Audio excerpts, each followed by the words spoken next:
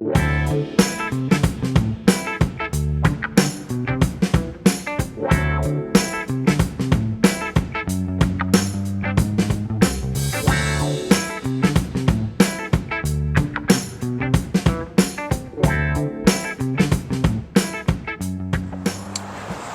back to My Record Road Trip.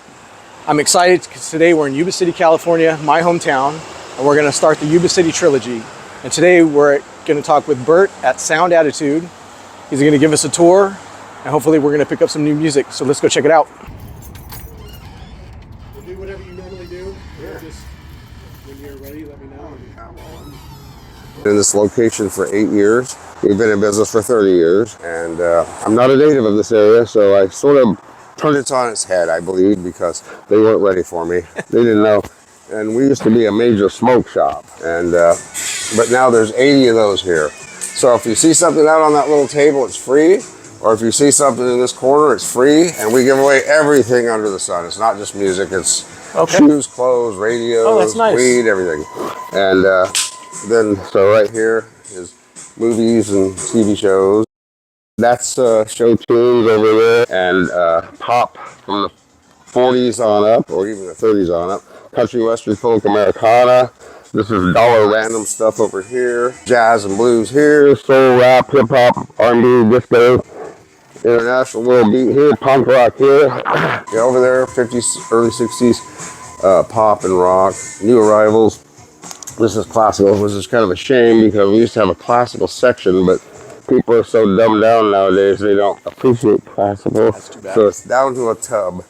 These are miscellaneous movies and TV shows for $1 because they don't have cases. Miscellaneous $3 CDs, 45s, rock from I'd say the 60s on up to nowadays. New titles over here, cult classics here, not radio friendly.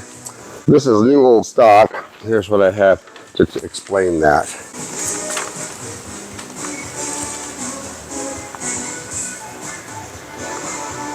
My little explanation. And we have stickers over there and posters over here. Some of them are vintage. These are cassettes. I was told that cassettes came back when the COVID was on because people had to exchange recordings to communicate sometimes. Well, that used to be the smoke shop there. And it turned into a local art thing, but all the artists died or moved or just lost interest. So we have a few pieces left, but I don't know whatever happened to any of those people. They just disappeared. And your original location was on Pelora. Yeah, it was down where the little strip mall is. Right. And how long, when did you open that store? That opened in 1996. Okay. We were there from 1996 to 2017. And then we moved here in 17 because they tore that all down. Funny thing is, this was a stereo store. And I knew the owner. And my daughter and I were his first customers ever. He used to take pictures and put them along there. And he gave us a plaque. Here's our old building. I don't know if you can get a shot of that, but it was a really old little building. And that was our tagline, home of the $5 glass pipe. And all the glass pipe people got mad at us and they said, well, they go, why do you do that? And I said, because we can. Why don't you do it? You know? Right.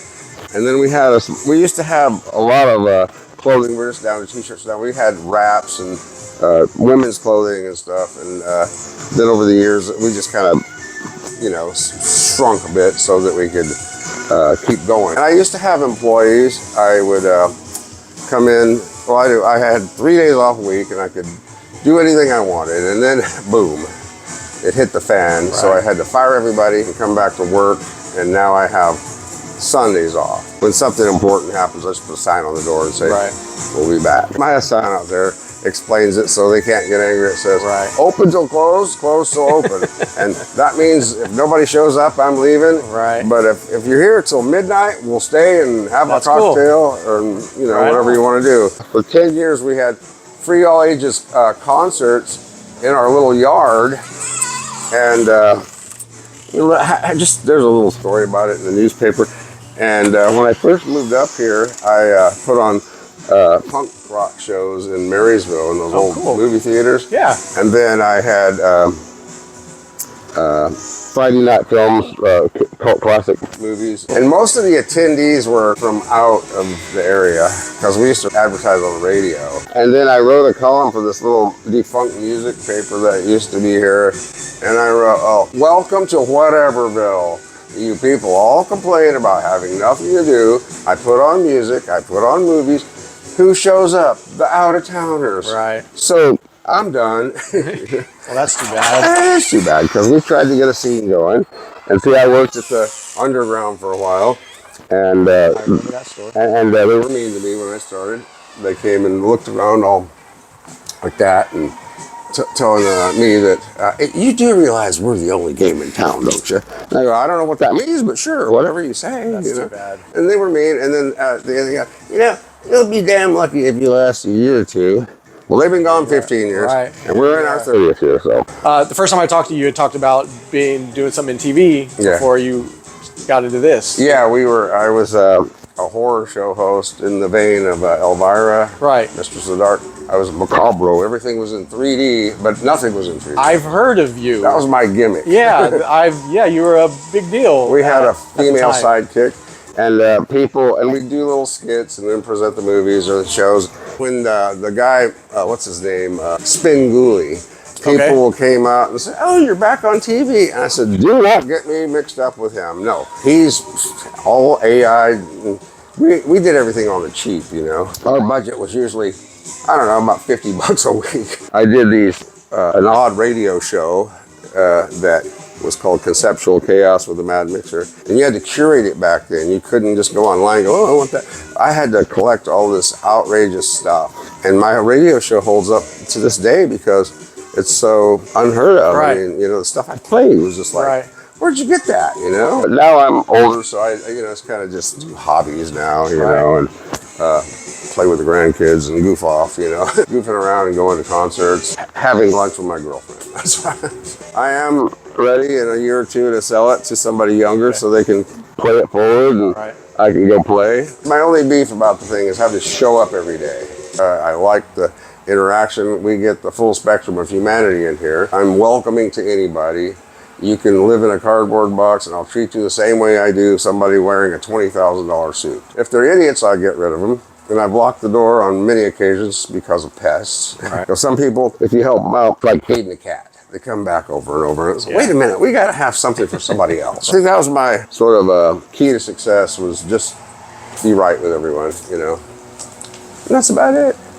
And so there's 2 other stores in Yuba City. Yeah. And I think you have a pretty close relationship with both those owners also. Yeah. We're not rivals. We're just, we all do the same thing. Yeah. So we actually launched Sound Annex, the younger guy on Gray Avenue, Crazy Cat. Mm-hmm. She's an eccentric gal that opened her own record store. She used to sell at the flea market. Now she's in at the Skips Music Center. Right. But the funny thing is she haunted my dollar and free boxes for a year or so before she opened hers. And then she puts them in there for $5 or $10.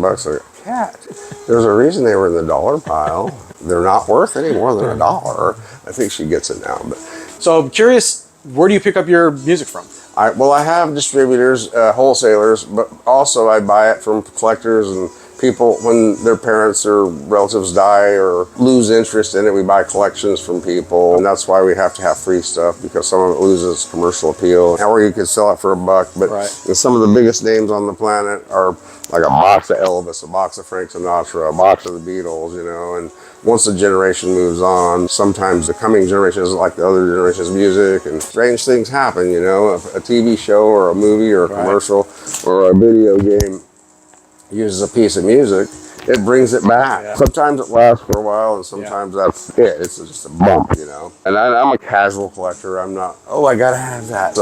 I'd rather wait and find it at a yard sale for $1 than pay $100 on eBay or Discogs or something. So do you have a personal collection at home, or is this your collection? No, I have it at home. So you have your own personal collection? Yeah, I do. Yeah, it's stuff I won't sell, or it's nothing special. It's just stuff I like. I actually have sold off by accident some of my stuff. I was shocked that somebody wanted it for one thing, and then going, okay, interesting. They want that too. Okay, let them have it. I'll get another one. Do you still come across things that you're amazed to find that pop up? Sometimes, yeah. Although at this point, I'm pretty jaded, signed by everybody, or I don't know. And that's another thing. If I get something signed, I part with it, you know, unless it's signed to me, and then I keep it. I've got autographs by a bunch of people that, because being on TV and in the radio biz, I used to run across some celebrities now and then. Okay.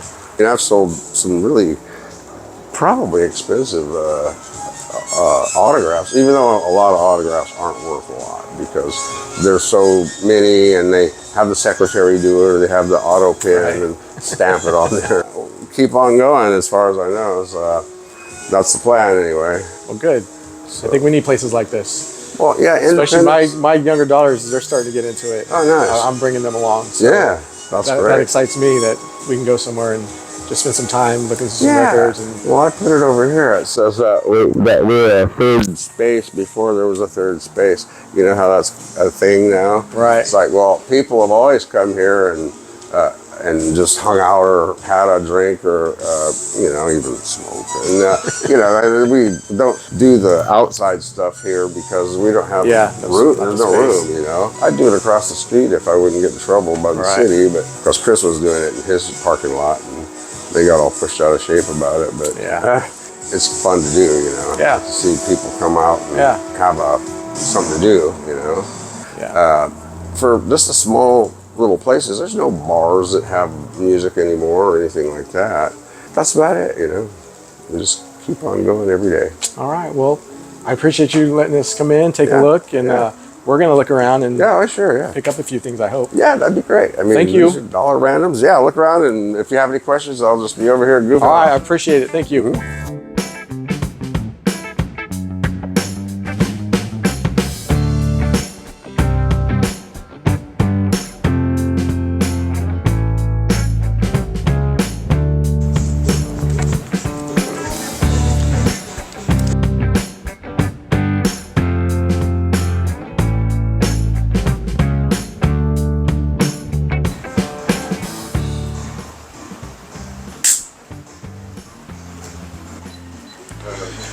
Used to it, and it's okay. The world is chaotic, so I'm kind of okay with being in a small town, and you know, I've lived in 11 states and Mexico, so I don't feel like I missed anything, and I don't have to go to the parties. I want to thank Bert for giving us a tour of the store. We had a good time. If you have never been here, it's worth the time to come check it out. Bert's a cool dude. Just like Bert said, he's not antisocial, he's just a loner. So come say hi. And let me just show you a couple things that I picked up today. So first of all, we got The Bridge by Billy Joel, used but in very good shape. We got Billie Eilish, When We All Fall Asleep, Where Do We Go? We got the Sex Pistols, Live at the 76 Club, unopened. My camera person picked up some incense and a little incense holder. And then I got a Pearl Jam CD, which I've never seen before. It's The Secret Gig, filmed at the Showbox Theater in Seattle, Washington on September 14th, 1996. Thanks for joining me. I hope you liked the video. If you did, please like and subscribe and follow me on all my socials. I'll see you on my next stop on my record road trip. Peace.